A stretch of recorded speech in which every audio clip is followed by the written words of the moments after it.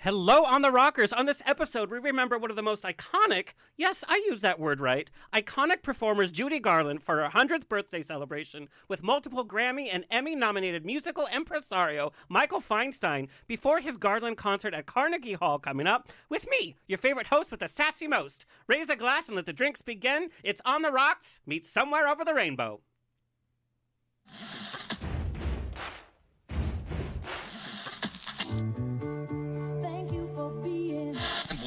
Life is a banquet, and most poor suckers are starving to death. I'd like to propose a toast. This is On the Rocks with Alexander, where I drink with your favorite celebrities as we talk about fashion, entertainment, pop culture, reality TV, and, well, that's about it. So pop a cork, lean back, and raise a glass to On the Rocks. Fasten your seatbelt. It's going to be a bumpy night.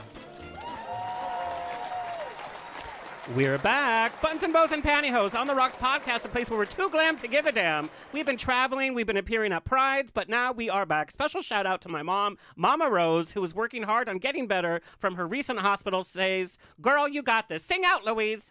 Alrighty, East Coast. On the Rocks is coming to New York City, Chelsea Table and Stage for an evening on the Lanai, a celebration of everything Golden Girls with season 1 writer Stan Zimmerman. We look at clips. We hear never heard before stories from behind the scenes. We do sing-alongs. We do little Golden Girls trivia. It's a lot of fun. This is our 4th time doing the show. April 6th at 7 p.m. Go to chelseatableandstage.com for tickets.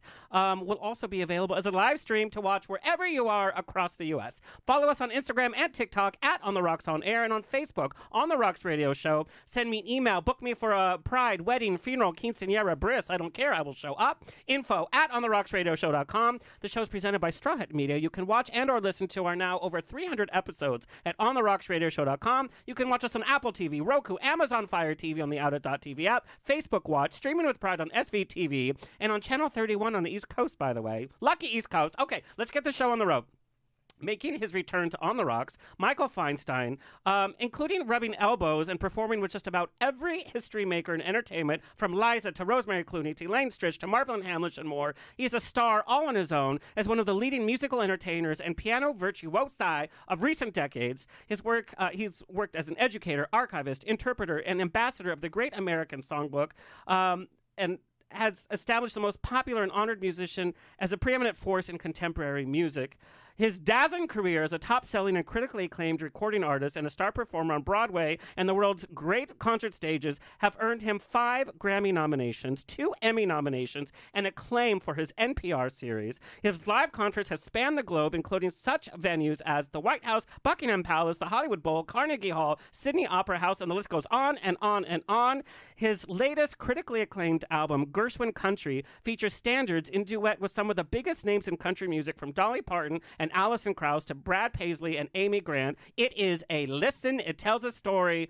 You think you know these standards? You don't know these standards. It is beautiful. He is touring his latest show, coming to Zankel Hall at Carnegie Hall on Wednesday, March 29th at 7:30 p.m. Get Happy, a celebration of Judy Garland. It's a multimedia show featuring big screen film clips, never before seen photos, rare audio recordings, great music, and of course, good humor as Feinstein explores different segments of Garland's life, from the Gumm Sisters to her trip over the rainbow, her time on TV, and the concert years. You can hear songs like Get Happy, Over the Rainbow, and more. Let's take a look. The sun is shining, come on, get happy. The Lord is waiting to take your hand. I'm singing in the rain, singing in the rain. I could while away the hours, conferring with the flowers. Good morning, we've danced the whole night through. I feel the sun coming on. There's that signature voice. Please welcome Michael Feinstein. Wow, thank you. Thank you. Are you kidding? It's like 2 of my favorites, Michael Feinstein, Judy Garland, for a fantastic celebration. Great reviews, audience reviews. What a special opportunity audience have, but what a special opportunity that you have as well to be able to celebrate this woman in such rare form. Now, we know you have an intimate relationship with the music of the Gershwins, classic Hollywood, classic Broadway. Tonight we are talking about Judy. Do you remember the first time or the first kind of experience you remember being exposed to Judy Garland and what that was. Sounds like a contagion. She is contagious. I tell you, once you got the Judy Garland bug, you are bitten. Yeah. Do I remember? It was The Wizard of Oz as a kid. That's probably the earliest exposure that most people of my generation had to Judy Garland. When I was in my teens, though, I discovered her Carnegie Hall recording. I was at a friend of my parents' home, and they had a little flexible record there were giveaway records that would come in the mail. They'd be in a magazine. You'd tear them out and you put them on a turntable, put a quarter on top to weight it down. And it was an advertisement, a 5-minute advertisement, oral rather, of Judy Garland at Carnegie Hall. So I played little snippets of that, and then I found and heard the recording. Another friends of my parents had the recording. So the difference between discovering Judy Garland as Dorothy in The Wizard of Oz and then finding this mature Judy Garland, that they were the same person as a teenager, took a little figuring out. But I then started to discover her entire career, because when I am fascinated by something, I'll go very deep into it. So I knew about her recording career, the 78s, the early records she made for Decca, and then the LPs she made later, and her death at an early age. I mean, she died right around that time I discovered her, actually. And what a loss. And, I think fans forget how young she died. Yeah, she was 47. I was with Liza Minnelli. I was staying at her home in New York when she turned 47, and she felt that was like a personal victory. Yeah. And I it's the first time I became aware that the children of parents who have died young have an issue about living past the age that their parents died. I've heard that so many times. Yeah, so that was a big victory for her. Now she's lived 30 years longer than her mother. And what a legacy with Liza all onto her own. It's when we hear people say, "Oh, iconic," the word is so overused. But Judy, it's truly iconic. In your opinion, what made her a truly unique entertainer? What is it uniquely Judy that nobody else have that makes her iconic? Everybody has something that makes them different, of course. Right. That's why we can hear a voice, a human voice, and it's unlike any other voice. A certain sound of a singer, it is unmistakably recognizable within a moment of hearing their voice. And it's the same thing with the soul. And Judy Garland had an ability to connect with the depths of anyone's soul by virtue of what she came into this physical life with. And she had a very special vibration or energy that affected people in a very deep and personal way. And that is a gift that comes into the body when we're born. I mean, she was precocious and she was loaded with talent and learned very quickly. And everyone says she was the most extraordinary fast learner, because she could pick up anything within a moment or two. Really, it was dazzling. But all of that was something that she came in with. And being a person who believes in reincarnation, I think she must have had many lives where she was involved as a singer, as a performer, and all of these experiences brought her back in a way that put her in that role, that she was going to affect millions of people. Why it had to be a life that also was accompanied by such difficulties, I don't know. I do know, though, that she retained a incredible sense of humor, and everybody always talked about that. Yet the pain was so immense. Why she surrounded herself sometimes with people who just were not good for her. It's sad. But this show that I do focuses on the art, because that's what she wanted people to focus on. And for the most part, the other things didn't interfere with her ability to communicate through her music in a way. And that's why we even talk about her, because of the art. People forget. They look at the tragedy, but it's the art. That's what I love about her. I mean, I don't like hearing recordings where she's not at her best, or where she was doing this or doing that. I mean, it's the perfection of the recordings that she made with Nelson Riddle and with Gordon Jenkins and Mort Lindsay. They're just models of perfection. You talked about this soul coming through, which I know exactly what you're talking about. Two things I want to talk about. She was a performer from early on, and we're going to talk about her very early years. And some of the songs we know she sang throughout her career. Every time she stepped on stage, there was those 5 songs we had to hear. But that soul that you talk about, even in her less spectacular recordings, the soul comes through, the storytelling comes through. You have that same ability where you have sung some of the songs that you perform many, many times.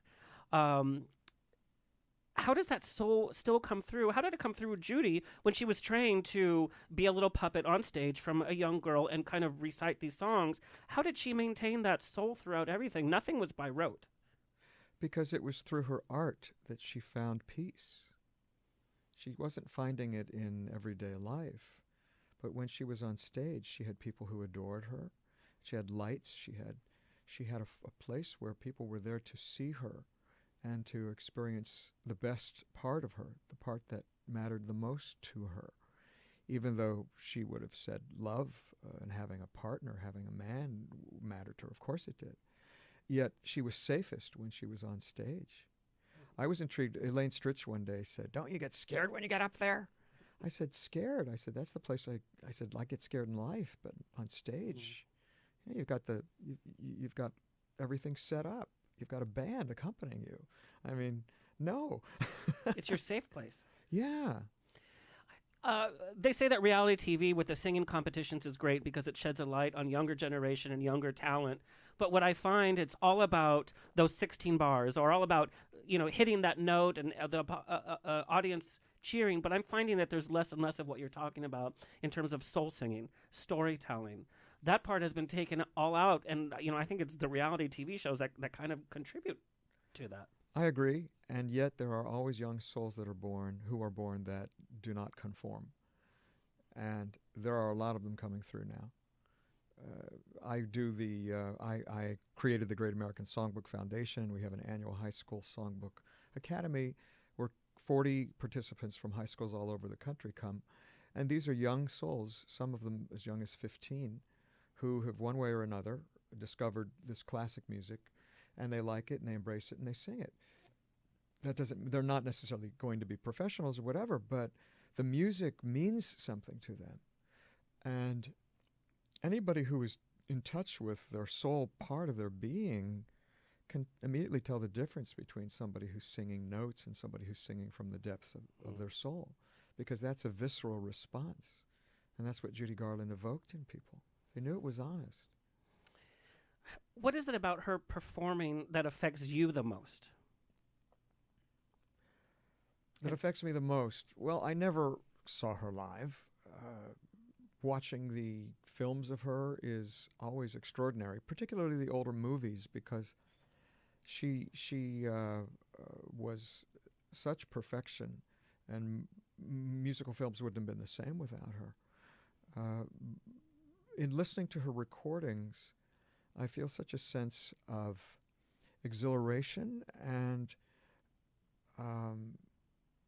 connection to the words. She makes me listen to the words in a different way. And I was with Liza one day, and we were listening to her mother's recording of Just in Time. I don't know. I think Liza suggested putting it on because I don't play Judy Garland records for her daughter. I mean, that would be, yeah. But so Liza must have suggested putting it on for whatever reason. And we put it on. And the first chorus of the Garland recording, she sings ad-lib with the piano. Just in time, I found you just in time before you came. Then it goes to the bridge. Now you're here, and now I know just where I'm going. And on that recording, and she recorded it several times from live performances. There's different performances. And she goes, now you're here. And Liza looked at me. She said, "Oh, my God, isn't that wonderful?" Because the ability to take those 3 words, where most people would say, now you're here, and now I know. She went, now you're here. And suddenly there is a lifetime in those 3 words. And that's what she did. She had such innate understanding of what she was singing that it came through in a way that was so filled with depth if you went there with her. What could all performers learn from her onstage performances? from her onstage performances, I think one thing is not being afraid to connect with an audience, because she was who she was. Whatever she was feeling, she went out there, and that's what she shared with people when she spoke in between the songs. Whatever she was at, that's where she was at. And people came to her because they knew it was honest. It's just like in anything in life. Politics, you hope for somebody who's honest, because that way, even if you don't like everything about them or agree with everything, you trust their soul. You know where they're coming from. Well, people always knew where she was coming from, and for entertainers, particularly when I had Feinstein's 54 Below in New York, we'd have a lot of Broadway performers who wanted to do a club act. Some of them were fantastic, and some of them were not, because when you do Broadway, you're trained to do this artifice that reaches the entire 8 house. shows a week, keep the voice. Yep. Yeah, and so many of these very, very talented voices they have a certain kind of charisma too. They don't know how to connect with an audience though. I played for, 15 years in piano bars. That's where I learned most of what I know about connecting with an audience. Before I started really learning anything. Well, and that is such a difficult job, by the way. I remember in Silver Lake when we had the best piano bar, and it was always such an experience to go. Yeah.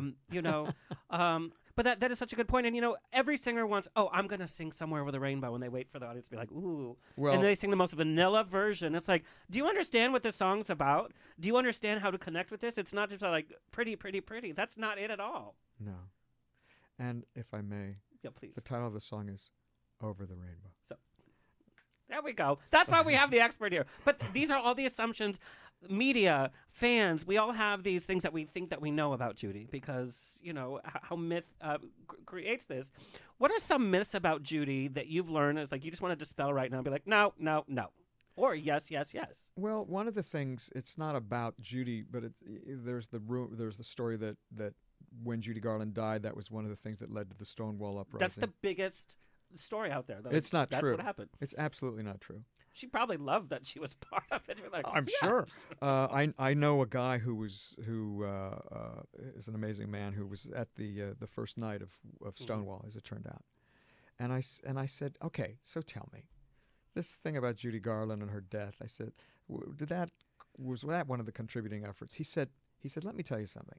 He said the people who went to Stonewall, he said, were the outcasts. They were street people. There were a lot of minorities and people of color. He said it was all the outcasts who hung out there. He said they were all very young. He said they didn't even know who Judy Garland was. And I thought, well, that makes sense. But she did have a lot of young gay audience.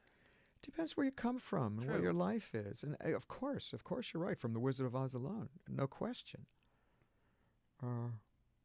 Is it true that she did not really read music? Oh, she didn't. She didn't read music. I did find a song that she wrote with her then husband, David Rose. What? That was her poetry. She wrote poetry. A couple of those things exist.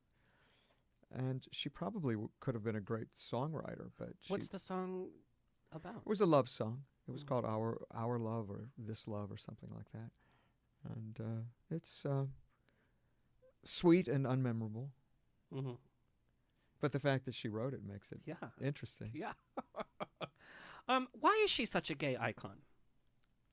I would venture to say the gays have really kept her memory alive, and even besides Wizard of Oz.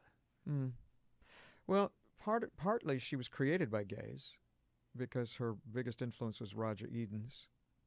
And Roger Edens was a then closeted gay man who was able to become her composer, lyricist, arranger, father figure, confessor, everything. And he understood who she was. And one could go to the cliche that he understood a certain kind of loneliness or pain because of his own repression. I don't know about that. That does make sense. It makes absolute sense. I do know, knowing enough about Roger and people who were close to him and people who were close to her, that they connected in that they both understood the human condition of life. Even he recognized, well, when Judy Garland signed at MGM, she was, 15? And Roger Edens had signed with MGM like 6 weeks earlier. And so they both started there at the same time. And she'd just come off of 10 years of vaudeville. It taught her a lot about life and everything else. And he recognized that this was a little girl, but she was worldly. And she had all of this inside of her.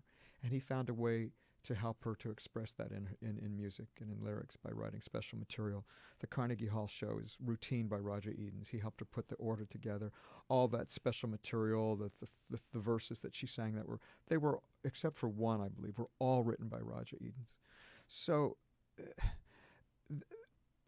they understood the human condition, the folly, the how you have to laugh at life. And so she was created with a camp instinct because she learned that from Roger. She learned it from Conrad Salinger, who was her orchestrator at MGM, who was very camp. As a matter of fact, he was doing an orchestration of a song for Bing Crosby in the movie High Society. Conrad Salinger orchestrated it, and he was a flaming gay man. He couldn't hide anything. And at one point, there's the strings play this kind of jazzy figure after Crosby sings the first chorus of this song. And he wrote the direction for the orchestra was Sissy Swing. And it says that in the score in the MGM conductor book of High Society. Michael, if you ever do drag, your drag name has to be Sissy Swing. No, my drag name is Kim Novaks. I just snorted. I just thought that the other day. Thought that was funny. I don't know what she think of it, but. But she has become such an icon. We love a diva, and unfortunately, we're also addicted to tragedy, which was also part of her life. But she never was really vocal about, oh, I love the gay community. I'm supporting the gay community. Somebody posted something on YouTube. It's like, oh, here she's defending the gay community. And she really wasn't. She was surrounded by gays. Yeah, she was surrounded by gays, but it's not, like.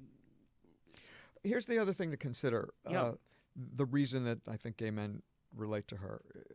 First of all, I think not only gay men, gay women, people of sensitivity. People who have sensitivity can see her vulnerability, can see her pain and feel it and relate to it.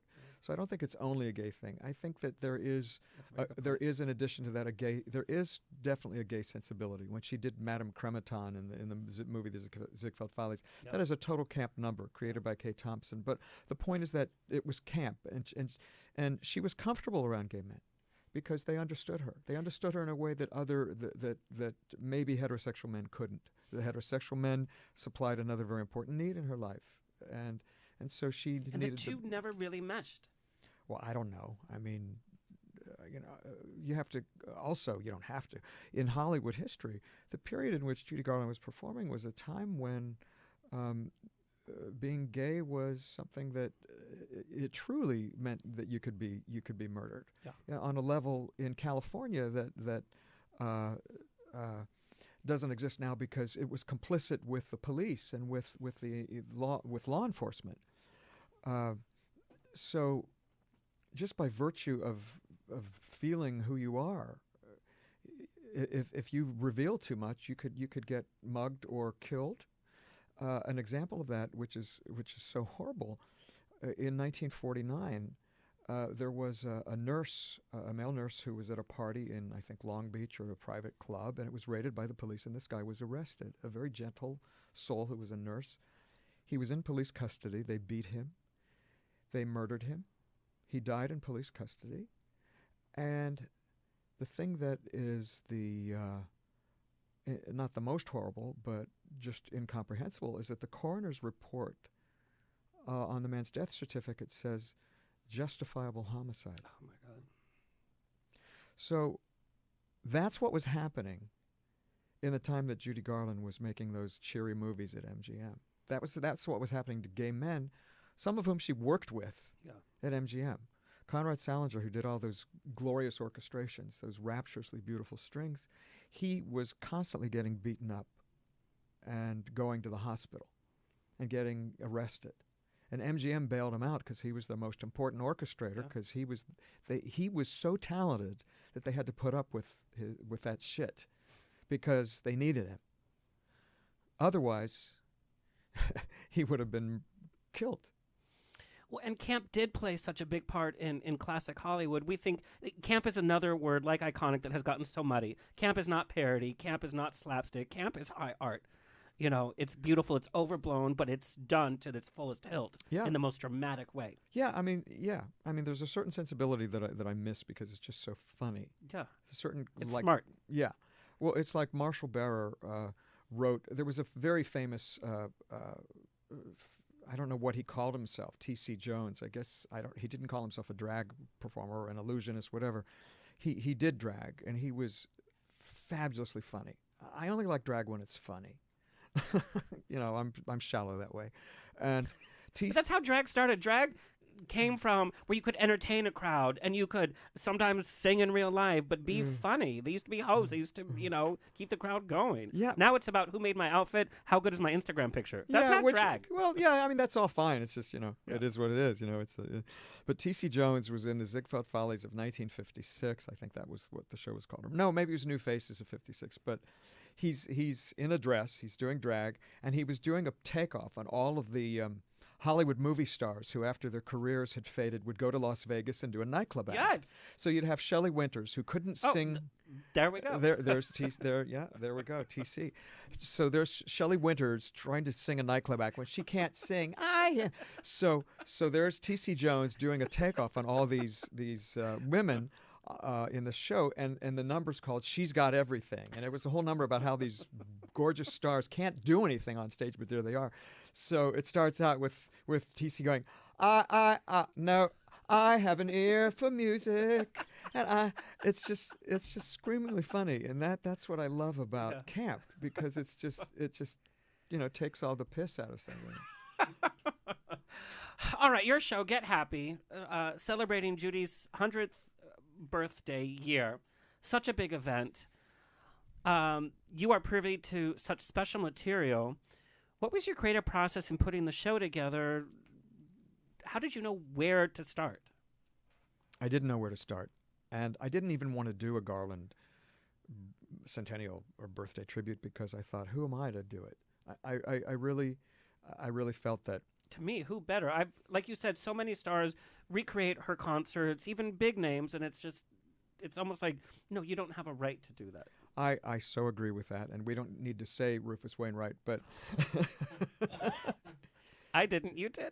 Yeah. Well, it's just I didn't understand the purpose. I didn't understand the delivery. Well, I understand the purpose, but it has nothing to do with Judy Garland. Thank you. You know, it's just. Somebody. I mean, there's just no point to it, and that was what I was worried about. What could I say about Judy Garland? That it just was like, no, leave it alone. It really was, and I'm not being coy here. And I was talking to Liza, and Liza said, you should do something. I said, oh, come on. She said, no. She said, you understand certain things. She said, and I'll help you. And I thought, oh, and I really was resistant to it. I just have to break away. This is one of my favorite pictures. Liza's so full of joy. And what I love is that you are looking at her and you are following her every move with this adoration, but also like, you know where she's going to go. Sometimes. I love it. Anyway, okay. Sorry, I love this picture of you. Oh, thank you. Yeah. Well, so anyway, I finally got over my fear of doing it, but then putting it together was trying to figure out what the hell do we do, and it's a process, as happens. Sometimes things come quickly, sometimes not, and I figured out that it's got to be about the music, about her art, what it is that made us have adoration for her. And it's all about the music. And it's very rich musically because it goes back to her earliest years and goes all the way to her end. And it explores the different musical styles. The arrangements are in different styles. And I realized that I could approach it from a musical point of view that would give me the way in. And it's something that really was the key. And then my friend John Fricke helped supply photographs, many of which have never been seen, and Liza and Lorna and Joe, there was family stuff that they supplied and then home movies. That gives me the chills, to be honest. Well, it's incredible. So there's a visual element to this show that is dazzling.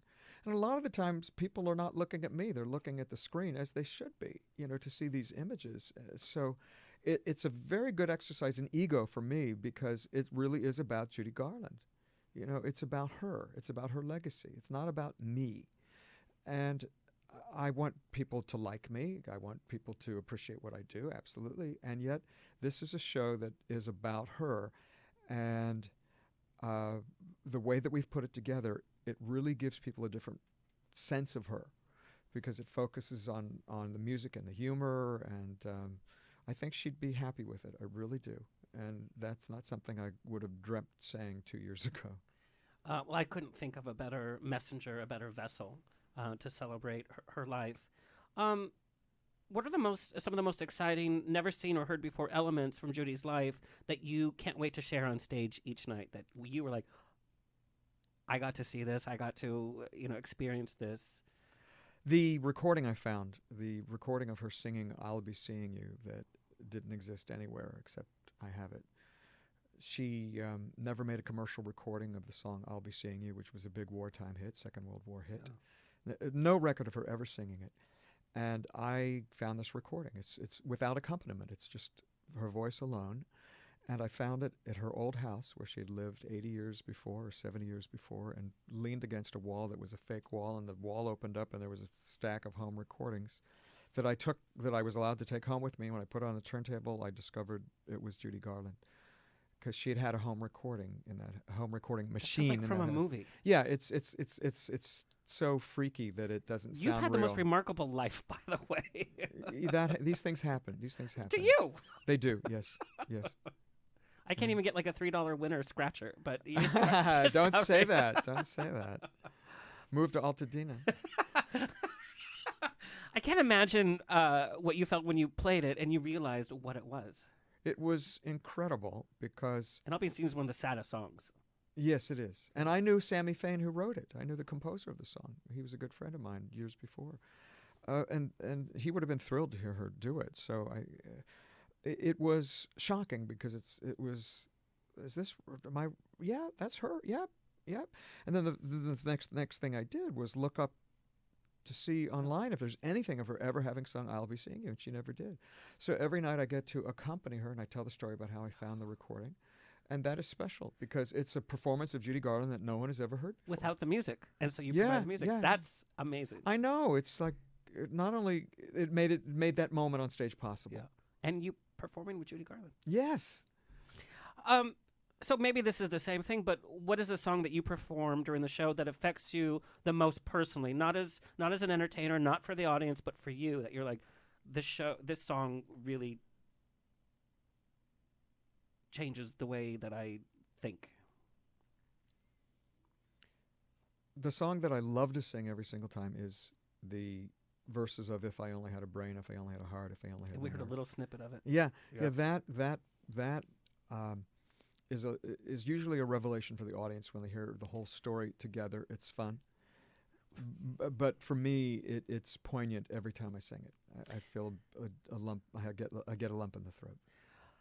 Because we think we know the songs from Yes. Wizard of Oz. And when we take those lyrics especially, they're heartbreaking, they're sad, they're funny, they're smart. It's all of that. But like you said, it's like we hardly just listen to the words. Yeah. I mean, the words that the lion sings. Yeah. Life is sad, believe me, missy, when you're born to be a sissy, without the vim and verve. But I could Sissy change swing. my habits, never more be scared of Yeah. rabbits. I'm afraid there's no denying I'm just a dandelion, a I fate mean, I don't deserve. How funny. Hollywood's first gay lion was actually a bear, But the words, I've always found, it's like, people need to really read the words. And when I see productions of Wizard of Oz and it's all this, it's like, this is when we're really seeing the characters in those snippets. Their characters are perfectly explained, and we all have things about us that we're defensive about, or we don't feel great about, we're not confident. And everything is encapsulated in those lyrics. I'm so glad you said that. Thank you. Can you talk a little bit about Judy's early life? You know, we all know about her later years. We know she was in vaudeville early, but what did you learn most about her early life? What I was surprised is like what a span it was in vaudeville. I thought she was just a young girl for, you know, a little bit, and then that was it. But can you maybe? It was over 10 years. Over 10 years she was in vaudeville because she started singing when she was 2.5, December of 1924. And they put her in the family act because the parents were performers. Her sisters, older sisters, were performers, so she was in the act. So she there she is. Went around. They went around and She's so Judy. Like no matter what age, she's those eyes. Yeah, I mean she knows what's going on, and she learned a lot.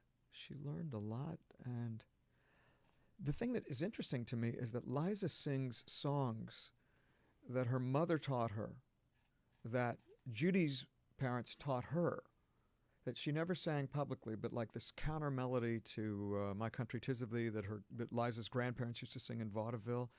Her mother taught her that. So it's kind of like the vaudeville lineage coming through the kids, and just songs that they would sing in the car and when they were hanging out.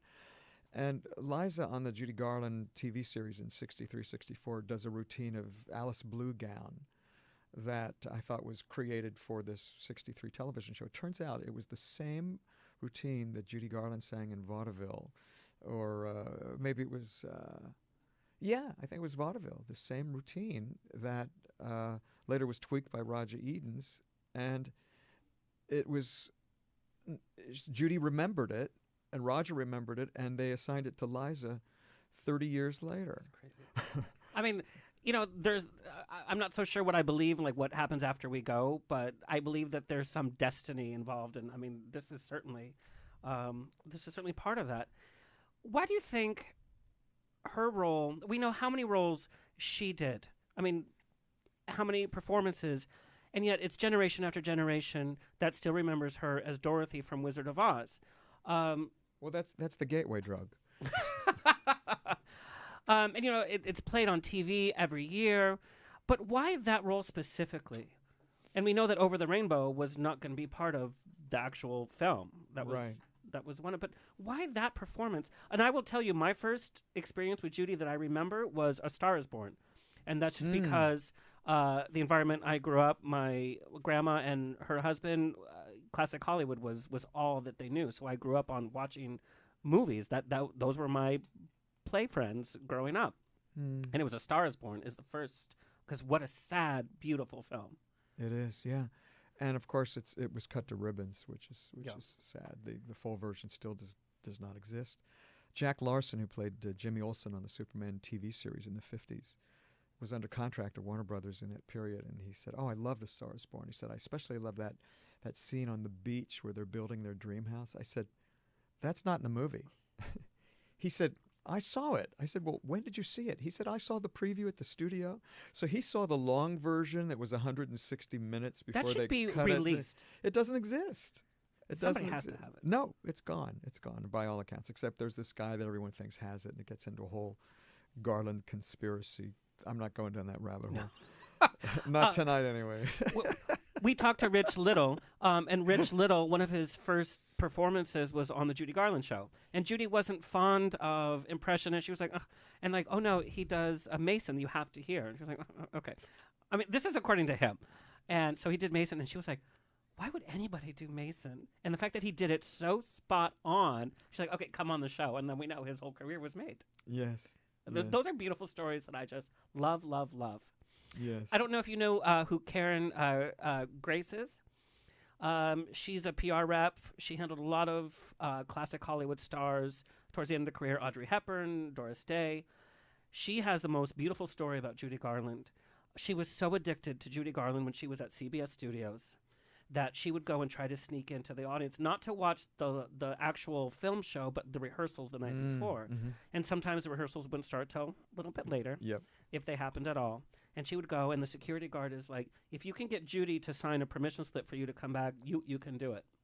And she was like, how am I going to do that? So she kept going every night until one of the security guards was like, oh.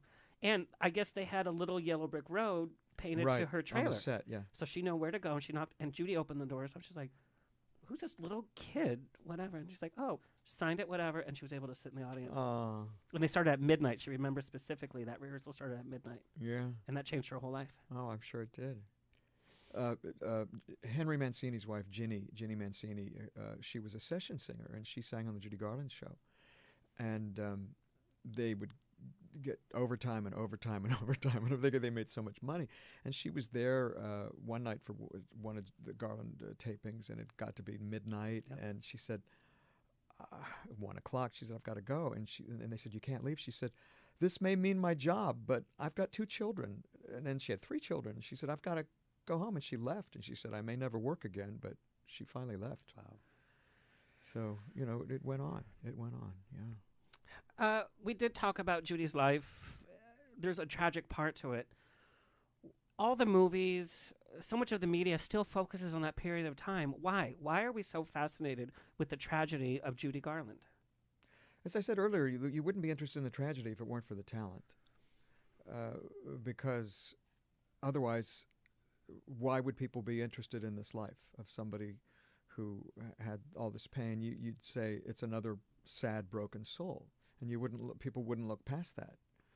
But because she was Judy Garland, then they want to know what is it that made her Judy Garland, and they connect the tragedy to the art and all of that. Well, there is a connection always in every aspect of life. However, she was truly a victim of her circumstance. She became addicted to pills because of the studio.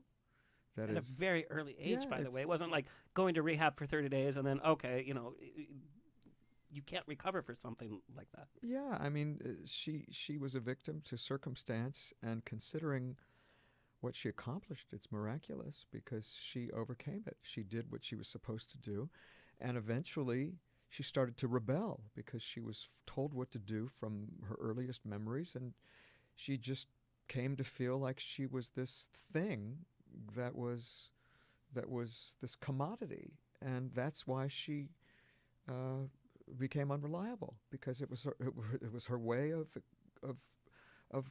having power. It's very understandable, and the people who took from her continued to take from her through her life, and that's why she relied so much on her family and on other people whom she knew she could trust. And yet the art is, for the most part, unaffected. I mean, in a negative way, it's unaffected. It's extraordinary. I mean, we know there's things that she would have done had she not been sick, and it would have been wonderful to see her do some of these things. It would have been great to see her in the movie Valley of the Dolls. It would have been great to see her in the movie Harlow as Jean Harlow's mother. I mean, these are roles she would have chewed up and spit out. It would have been so much fun.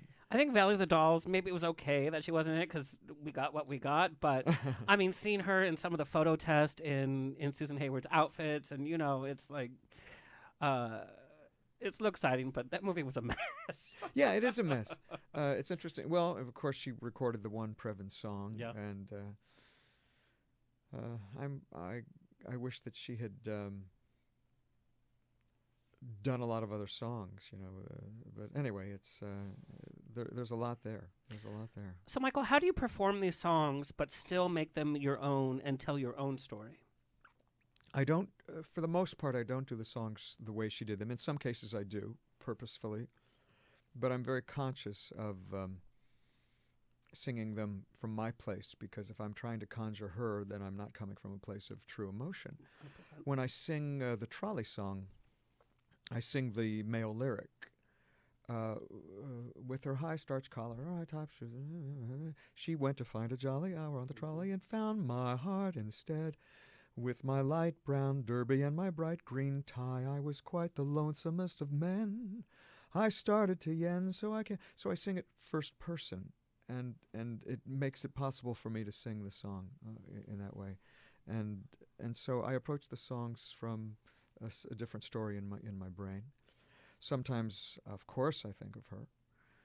I don't sing The Man That Got Away because I don't see any point to it for me.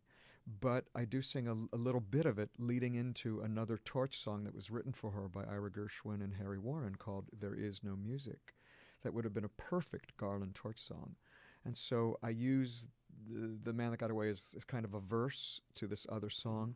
So I express the same emotion, I go to the same dramatic place that she went to with The Man That Got Away without doing The Man That Got Away, but evokes, you hear a few bars of it, so hopefully the audience feels satiated or satisfied. So I do a lot of things like that evoke as opposed to trying to go right there and compete.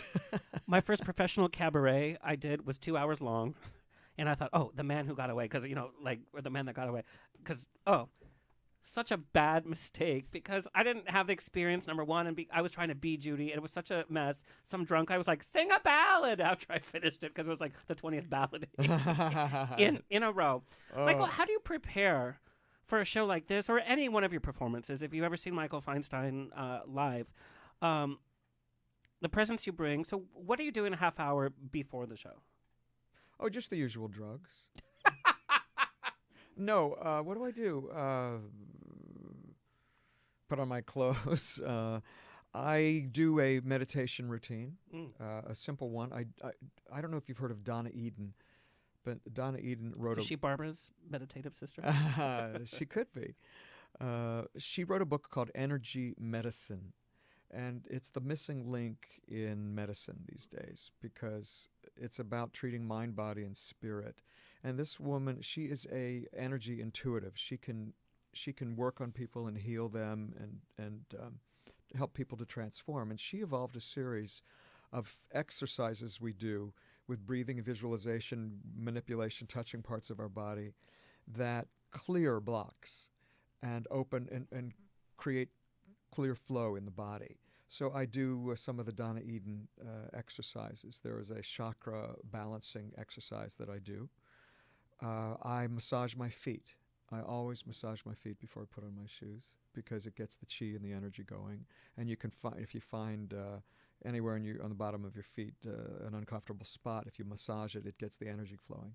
It's one of the best things anybody can do. If you're working at an office or a desk, take off your shoes and massage your feet. It'll completely change how you feel. So I do that.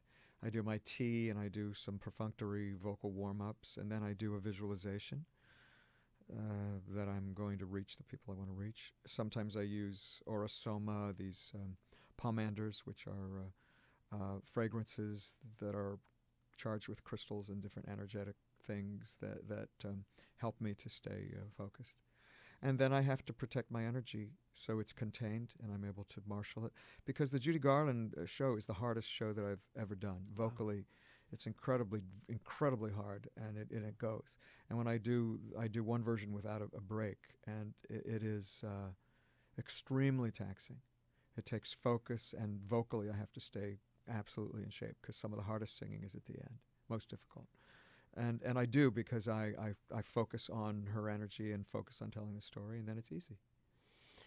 And after the show, we know from your social media, every celebrity comes backstage and all that, and it's like, I just performed a show. So how do you unwind when you're back at your hotel, when you're back at home? How is it that Michael Feinstein unwinds on his own?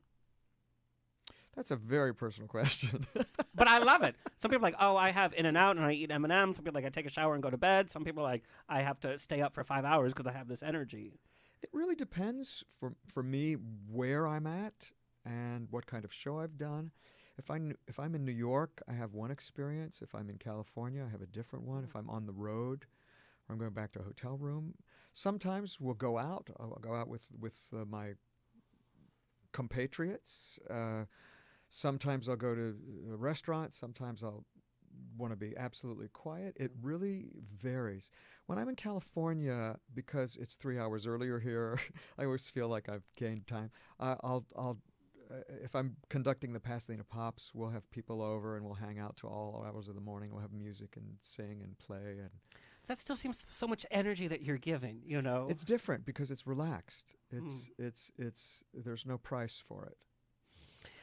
All right. So I want to talk to you. You have a very close relationship with the Garland legacy, and that's, of course, through your relationship with Liza Minnelli. There's I want to know, because personally, like this is me being nosy, is how have you balanced your friendship in terms of being so close to this legacy? I know becoming friends with certain celebrities, you just don't ask certain questions, even if you want to. You know, like asking about Judy's life, asking about their time together, asking about the music, sitting and listening to a recording of Judy with her daughter must be one of the most surreal experiences. But how do you balance that friendship? Obviously, your friendship and the honesty and the trust you have in each other comes first. How did you balance it out in the new part of the friendship when you were, first feeling each other out, and then you were playing at the hotel, and At the beginning, it was very different. Now, Liza and I are really sister and brother. Yeah. I mean, we are so close that I never have a moment of being uncomfortable that she is who she is. However, I am always mindful of who she is because she is extraordinary in so many ways. The beginning, though, it was funny because I knew her father very well because her father, Vincent Minnelli, came to the Gershwin house all the time.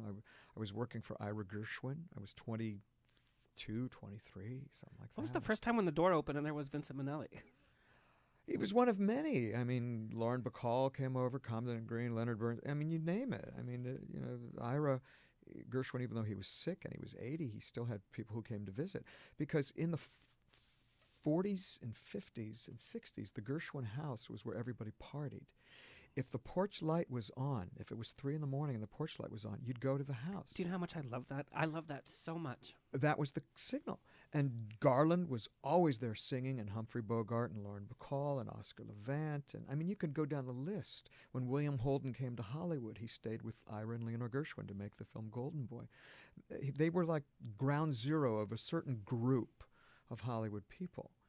And so when I was working for Ira all those years later, there were still vestiges of that where people would stop by and want to see him. And so it was just part of the life at that time. And Vincent came one day, and we became friends. And he was sort of fading because he eventually had Alzheimer's. And so he was starting to fade, but there was a lot there. And he had a great sense of humor. Lee Gershwin was a woman who when she loved you beyond all reason. And if she didn't like you, it was the same. And Vincent Minnelli, who was very close to Leonore Gershwin, said, Lee cheers you up when you're feeling good. He said very funny things. He was a cute man. He was domineered by his last wife, Lee Anderson. She was not a cute person in any way. So Liza, when I met her, I felt a certain sense of family with her because It was kind of a magical night. Did you not sing through the wee hours of the morning? Yes. Well, it's funny. One time I was with Liza, and they said to Liza, "How did you and Michael meet?" And she said, "Well," she turned to me and she said, "Which version should I tell him?" And that's typical Liza. It's like, yeah, which version? Well, I had met her first at the restoration screening of A Star Is Born at the Motion Picture Academy because I was involved in that restoration. That's when we first met. Then it was December of, I guess, 83, or was it 84? 83. I was playing parties in Hollywood. I was the guy that everybody hired to play their Christmas party. So I played a Christmas party for Lifestyles of the Rich and Famous, the TV show. Robin Leach. Robin Leach. Robin Leach. Even the garbage is worth millions. God, I remember that intro. Yeah. That's funny. Yeah. And I was That's playing. a voice you don't forget. No. So Spago, I was playing at the old Spago, which was on Horn Avenue in Sunset, in a place that used to be where Spago was. It used to be the Cafe Gala, which was where all the MGM stars went in the 40s. Cole Porter and Roger Eden. It was kind of a gay haven. God, this blows my mind. And so Cafe Gala was often referred to as Cafe Gala. But that's where the first Spago was. And so I was playing at Spago, and that's the first time that I saw Liza after the Motion Picture Academy. And she said, "I want him.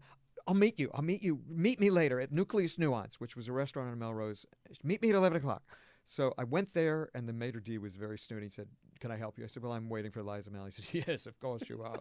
And I waited, and she didn't show. And then I played another Christmas party, and she was there. She said, "Meet me at the nuclear." I said, "Yeah, but you didn't show up the last time." She said, "I'll be there. I'll be there." So I went there 11 o'clock. I waited. She didn't show.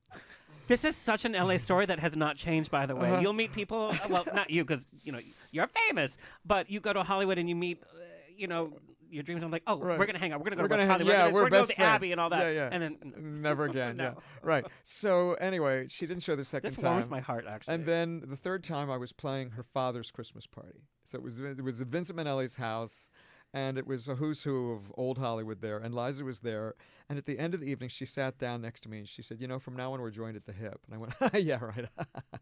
And it was true. The next night, she came into the Mondrian where I was working, and she came every night because she was hanging out. She had just come out of Betty Ford. Exactly who you were. Well, somehow, but also because the first time I met her, it was at Robert Stack's house at one of those parties, one of those 3 Robert times. Stack. There's a picture of me on Robert Stack's shoulders when he was at the Palm Springs Celebrity Golf Tournament. I have no comment. Poor Robert Stack. Oh, he was a darling man. He was sweet Yeah. as can be. He was thrilled when I told him that there were photos of him in the Anne Frank house. There were? Yeah, because Anne Frank had pictures of Deanna Durbin all over her wall. She loved Deanna Durbin, and Robert Stack was Deanna Durbin's boyfriend in all those early Universal films made in the late 30s. And so when I played one of his parties, I said, I just saw pictures of you in the Anne Frank house. He said, "What are you talking about?" And I told him that she was a fan of Deanna Durbin in those movies, and he was deeply moved by that. That was a sidebar. But anyway, it was at Robert Stack's house that Liza sat next to me at the piano, and Vincent was there. So Vincent sang Embraceable You, which was his favorite Gershwin song, his favorite song. And then I'd say to Liza, "Do you know this song?" And I sang Boys and Girls Like You and Me, which was cut from Meet Me in St. Louis by Rodgers and Hammerstein. She said, "No." I said, "Do you know this song?" "No, no." I played all these songs. You weren't nervous at all? No, because it was like, I don't know, because of Vincent and the Gershwins. It was just, I met celebrities all the time. And then I was singing a Gershwin song called The Lorelei, and I was singing the bridge, and I went up on the lyric, and I couldn't think of the word, and she was walking through the room, and I said, she threw the line to me, threw the words, Again, and I said, this is like a scene from a "Thank you," movie. and she said, "You're welcome," and she kept walking, and it was so funny, and then so that's when we really bonded. Again, I would just have this nervous, I wouldn't want to talk about Judy, but it's there. Do you remember your first conversation about Judy with Liza? No, I didn't bring it up, but sometimes Liza would tell me things about her family life, So I would just listen. One time we were in a restaurant, and Liza was looking at the menu, and she said, "Could you describe the chicken and fries?" And the waitress said, "Well, it's like fried chicken, fries and fried chicken like your mother used to make." "Well, I don't know about your mother." And Liza said, "For your information, my mother was a very good short order cook." I never forgot that. So it's like, oh yeah, that's Judy Garland's daughter, right? Well, and when you look at Liza's legacy, being such a star on her own, under that shadow of Judy Garland, the strength it must have taken, the smarts, she truly is her own legacy. She created herself, with looking at Aznavour and all the other influences in addition to her parents. Yeah, she did it. She makes it clear that being the child of celebrities is not always your ticket to immortality. She understood. She had to prove herself on her own, and she did. Now, she worked with you in putting the show together. What do you think she wants audiences to get most from the show? She wants people to feel happy when they hear her mother. She wants people to celebrate the singing, to feel joy. She wants people to feel joy, which is just what her mother would have wanted. It's all about joy. I love this picture, too. Oh, yeah. Oh, that's sweet. Yeah, that was on the set of The Pirate, 1948. So Liza would have been 2. Yeah. She loves looking at those pictures. I'm always finding them and taking them over to show her, and she just loves them. Because they took so many pictures, on set. They just took pictures. So she's always seeing pictures that she's never seen before. Yeah. It's like, wow, look at that one. Michael, how do we keep the memory of some of these classic Hollywood icons available to younger generations? Some of my best Hollywood education was going to the video store and seeing Oh, I never saw that Betty Davis. She played twins because I saw, and I would grab, the DVD or the VHS or whatever, and that was it. Now we're being told, stream this, watch this. This is what you should be watching. You have to physically. There's a lot of material out there, but you have to physically go seek it out. Yeah, you can't find classic musicals. Like if I wanted to watch any classic MGM musical, I don't even know where I'd go to watch it. Well, I guess TCM used to be the place, TCM, but now they're having issues. Yeah, I'm talking about on demand. If you go on Netflix or you go on whatever, you search. There's no way to find like a list of classic musicals or a resource. It tells you, so people have to seek them out. So how do we keep this library of greatness available to our younger generations? I think it's by example, by social media. I'll send out blasts about this or that from time to time when I think it's significant, and in the music that I sing, and I talk about that era in the context of how it matters today. Because if it doesn't matter today, nobody cares. Yeah. But the whole point is that era is so resonant and is so timely and teaches us so much. Just as Irving Berlin said, I've said it a million times, history makes music and music makes history. We learn from the past, and the greatest artists of today have learned from the artists who came before them, that because show business never changes. Music fundamentally never changes. The way it's manipulated does. Well, we know Dolly Parton is celebrating such a huge presence right now in media with any generation, like, oh, Dolly, Dolly, Dolly. And this goes back to Gershwin Country. Yes. Your album has some of the most contemporary country music stars that are doing their thing, singing these standards. Yes. And I think that's definitely a way to inspire the younger generation to learn about this music. It was a great joy to realize that the Gershwin songs could be interpreted in a different way in Nashville with the Nashville band, and they sound completely organic. If it doesn't work, then it's a bad idea, but it became so organic, and I loved singing with Dolly because she had never sung Love Is Here to Stay. At first she said she didn't know the song, and so I'm not clear about that, but I think the song may have been unfamiliar to her, and someone said, well, how could she not know that song? Well, it's like, I don't know a lot of country standards.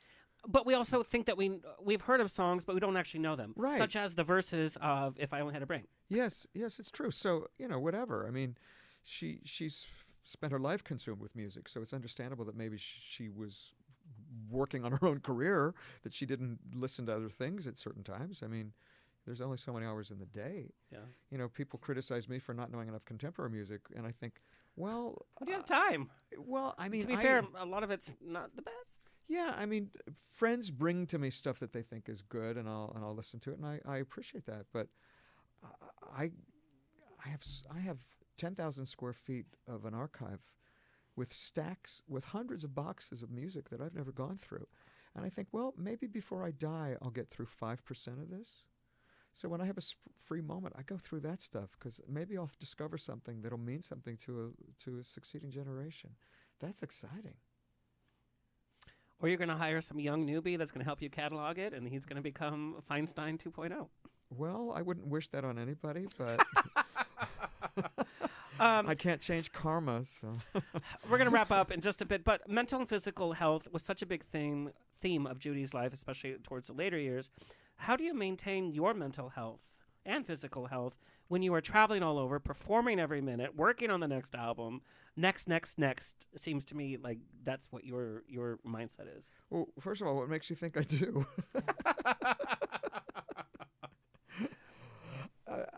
I have I do breath work every day. David Elliott breath work, which is pranayama yoga. That I do every single day and is absolutely amazing and wonderful.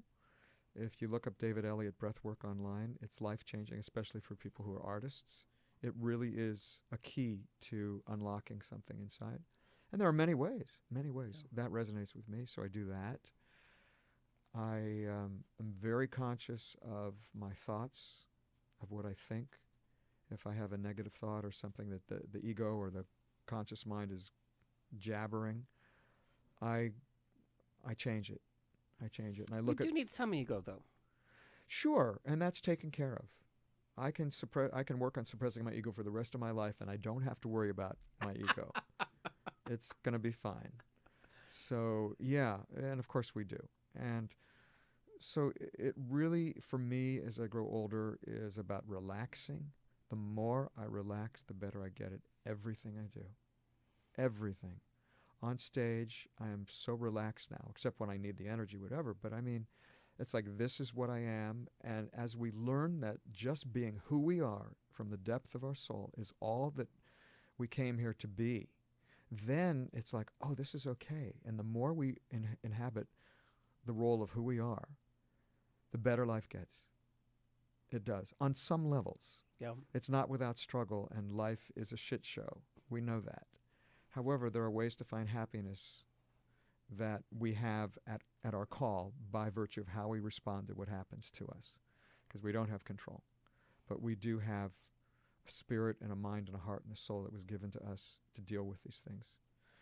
And also mindfulness of gratitude. If we lose our sense of gratitude, then we're in big trouble. Or I should say, if I do, I'm in big trouble. You know, we have a number of entertainers that listen to the show, and one of the emails I got is, how do you maintain a healthy relationship while being so busy? That's a whole different bag of tricks. Well, for me, with Terrence, with whom I've been together 25 years, I was involved with people who were, I was traveling all the time. So as a performer who traveled. Plus your energy is diverted, you know. Yes. And then after a show, the energy wants to divert another direction. So I was getting involved with people. Well, people couldn't travel with me. People had lives and jobs. So if somebody was with me, I had to basically support them. Yeah, that's tough. Because if they're going to travel with me, if they're going to be with me, how are they going to do that? So when I met Terrence, this was somebody who had businesses and had a life and a job, but was able to travel. So for the first many years of our relationship, we traveled together, and that made that relationship possible. Also, as soon as we met, we started therapy, because I had been involved in many relationships, but not as deeply as I was with him. And so I had to go to a therapist to learn how to respond to another person in an intimate situation. I mean, in communication. Yeah. Because he would say something and I would interpret it one way, and she would say, no, you're looking at it this way and that's wrong. What he really means is this, and you're imposing your own judgment on that. And suddenly I came to understand that communication can be very clumsy in the way we relate to people. And the thing that has kept me and Terrence together is having the courage to communicate honestly. So as our lives change and as our lives evolve, we're able to express what we want and what we need in ways that give us both freedom, that cements our relationship, yet makes us feel that we can do anything we want as long as it doesn't hurt another person. So that's a great gift as well.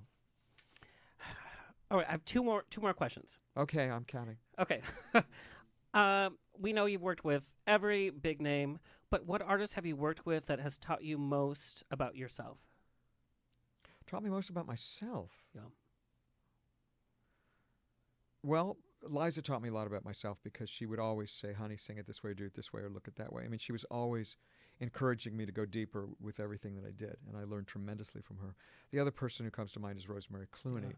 Yeah. Because it still gives me the chills that you developed such a close relationship. I mean, look at this picture. Look at this adoration in this picture. Yeah, when was that? Where was that? She's in she's not in stage mode, stage dress. And she's big, so it's near the end. Yeah. Golly, I don't know. But the fact that when you listen to her recordings as well, there's that timbre, there's that soul that we talk about. Yes. Well, she was always my favorite. From the first time I heard her, I thought, oh my God, whatever that voice was, that thing, that went to my soul. Yeah. That went right to my heart chakra.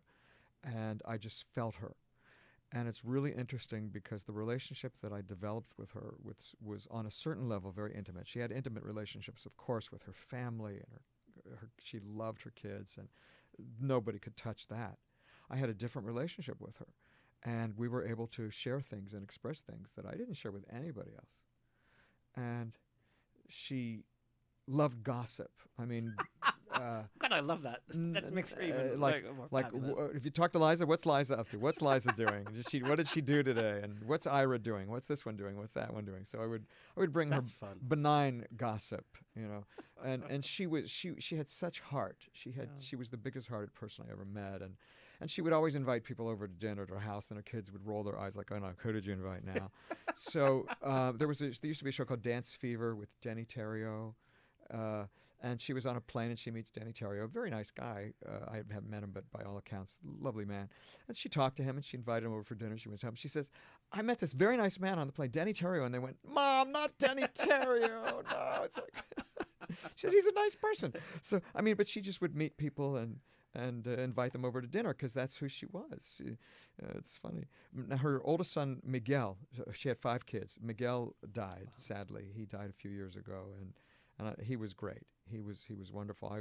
One day I was looking at a TV guide, and it had a capsule review of a movie that Miguel Ferrer starred in. And it said, "This is one of those movies where you know that Miguel Ferrer is going to beat up gays." And I cut it out and I sent it to him, and I said, "Miguel, how could you?" And he sent it back to me with a note that said, "Hey, everybody has to have a hobby. Love, Miguel." So That's the humor. yeah, he was a character. And one day he was on a plane, seated next to Harvey Fierstein. And Harvey Fierstein and I have been, because the closest of our names, Michael Feinstein, Harvey Fierstein, people have come up to me and told me how much they love Torch Song Trilogy. One of my friends said, "Oh my God, are you going to ask him about Hairspray?" I'm like, Right, yeah, exactly. about? Right. And Harvey told me he was talking to Gore Vidal one time, and Gore Vidal thought he was talking to me. Gore Vidal. must have been Oh, a I love your singing. You're great. Yeah. You're great. And so Miguel is on the plane with Harvey, and says something about my friend Michael Feinstein, my mother, and Harvey said, "I haven't met Michael." At that point, we hadn't met. And he said, "You don't know Michael?" And Harvey said, "No, doll, we don't all know each other." But talking about Rosemary Clooney, and we were talking about how Judy can make the lyrics pop. So I had to learn "Come On to My House," which is a song I thought, oh, I know that song. You really don't know the song because there's like little things. And I learned, I was like, what a boring song. Yeah. But because in my mind, it was Rosemary telling the story Yeah. of that song. And Yeah. listening to, I was like, oh, let me listen to some of these other songs. Like, oh, I didn't know she sang that. And it's, again, making the lyrics and the music work Yes. because of her, not because of the actual piece. Yes. Well, she didn't want to sing "Come On to My House." As a matter of fact, Mitch Miller, who's head of Columbia A&R. This is very interesting to me. Like I said, I just had to learn it. Oh, yeah. Well, she was 23, going on 23, when she was recording at Columbia. They were trying to find a hit record, have her record something that would be a big hit. And she was told she had to sing "Come On to My House," and she didn't want to sing it. She said, "This is crap. Why am I singing this?" It was written for a play called The Circle, William Saroyan. It was... it's an Armenian folk song that he adapted, and it was originally sung by Kay Armen. Now I'm going to have to research all of this. Yeah, well, anyway, so she didn't want to sing it, and Mitch Miller said, "Well, let me put it this way. You sing it. If you don't sing it, you're fired." So she said, "Okay." So they get to the recording session, and Mitch Miller, at that point, he was an Eastman School music graduate, brilliant guy, played the oboe in the Pit of Porgy and Bess in 1935. Brilliant.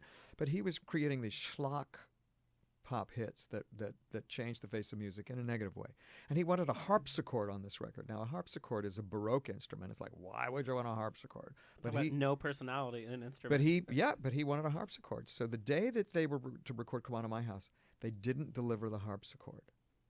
So they had recording time left over, and Rosemary was there with Stan Freeman, who was a brilliant pianist and later became a good friend of mine.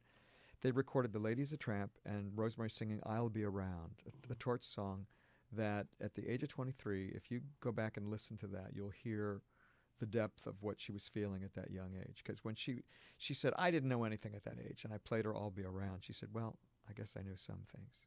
But anyway, they, a week later, delivered the harpsichord. She recorded "Come On to My House," and it became a huge hit. And she was happy, but she was pissed because she had to sing this thing over and over and over and over and over again. And then they created other songs. "Where Will the Dimple Be?" On the babies, "Buckle on the Babies," "Need to Tell Them Where the Baby's Dimple." Then "Mambo Italiano," "Bacia Me," all these songs that meant nothing to her because she wanted to sing songs by Richard Rodgers and Hoagie Carmichael and Duke Ellington, and she was singing, Botcha me and botcha me and botcha. But she did it because it made her a star. She was the first female singer on the cover of Time magazine, and she made movies. And she would have been a big movie star, except she had 5 children in 5 years, and she was pregnant all the time, and they finally released her from her contract. Thank you for sharing that, by the way. You're welcome. But come on, I'm like, what are these lyrics? And like the note does this, and then it goes here, and it's like, why? It's She always had different. Every 2 years, she'd have a different arrangement made to keep it fresh. I was for listening her. because I was like, the version that I had was the chart, and it's like not making sense to me. I'm not enjoying that. In fact, we first cut it from my first draft. I'm like, I'm not enjoying the song. And then we went back to it. It's like, well, we need something a bit lighter. Yes. But it was funny because it was like that doesn't match with. Yeah. Yeah. Well, she had to sing it every show, and it got to the later years. She sang like 2 verses of it, and it was done. Yeah. Like, come on, about me. Well, thank you. All right. Final question. What legacy do you want to leave? I just want to leave goodness. It's absurd to want to be remembered. I mean, it's not absurd, but life moves on very, very quickly, and all that matters is how we make people feel. If we can put some good energy in the world, because we're all part of a continuum. So it's part of putting something good in the world. Past that, I just strive every day to make life better. My early years, I did so many things that I regret, that I just want to try and balance things out in a way that just puts goodness out there, because that's all that matters in the end. And we did talk about that on your first appearance here. I mean, you were very open about it, which I think is amazing. Mm. We're all young, and we all Yeah. I mean, we learn. And the lights, and the celebrity. Yeah, it's intoxicating, especially in Hollywood. My God, Especially for you. I mean, look who you get to hang out with. I'm like, I get to hang out with this drag queen. That's fun. Oh, you're not a drag queen. Oh, It's excuse me. Oh, you can't sing? Oh, okay, fine. Michael, your show, Carnegie Hall, March 29th, 7:30 p.m. It's almost sold out. It truly is. I can imagine. What an amazing experience. It is, because, of course, thinking of her singing at Carnegie, it's exciting. It just gives you the chills. Like backstage, everything. It's there. Yes. Yeah. Michael, where can people find and follow you? My website, and then I'm on Facebook. I'm on Instagram. I'm on all social media. I'm even on anti-social media. I mean, so you can find me. I have no idea past that. I just know Instagram is Michael Feinstein Sings. Oh, there we go. Yep. Okay. Because I stalk you every day. I'm like, where is he at now? Whatever. I wanted to come to your North Carolina. Oh, that was good, because that was with the symphony. Yeah, and I was like, because I was flying in between. I was like, I could stop there, and I'll do it again. I mean, good. the Zankel show is with the combo, but I want to do it again with the symphony, with all those soaring. And I think it'd be fun to see you out of town, so to speak. Like not in New York, not in L.A., but like in a place like North Carolina. I think it would be really fun. It was a fun show. Yeah. It was kind of the best of me. It's always such a joy to chat with you. I mean, the stories that you have, and you just have this special quality. Well, thank you. You are a very charming and I'm just nosy. vociferous. No, you are. What's the word? Assiduous. You are an assiduous host. At least you can say insidious. Well, that's your personal business. Thank you so much, Michael Feinstein. And that's all, folks. It's always a grab bag of fun here On the Rocks. Big thank you to our engineer and owner, Tony Sweet, our social media clip editor, Alexis Mendez. Please like, share, subscribe so we continue bringing the show to you for free. Next week, we have Daniel Franzese from Mean Girls and HBO is Looking, who has a new podcast about religion and sexuality. It's going to be very interesting. And his co-host is a TBN ex-evangelist, which I am just fascinated with. Or TNN? TBN? The woman with the big hair used to be on there. CBN? Christian Broadcast? CBN? It was something. Yeah. TBD. TBT. Well, we're going to see what's going to happen. So until next time, stay happy, stay healthy, stay sexy, and if you drink, stay tipsy. See you next week. This has been another episode of On the Rocks. Tweet me and slide into my DMs on Twitter and Instagram at On the Rocks On Air. Find everything On the Rocks for free at OnTheRocksRadioshow.com. Subscribe, like, review, and share. Until next week, stay fabulous.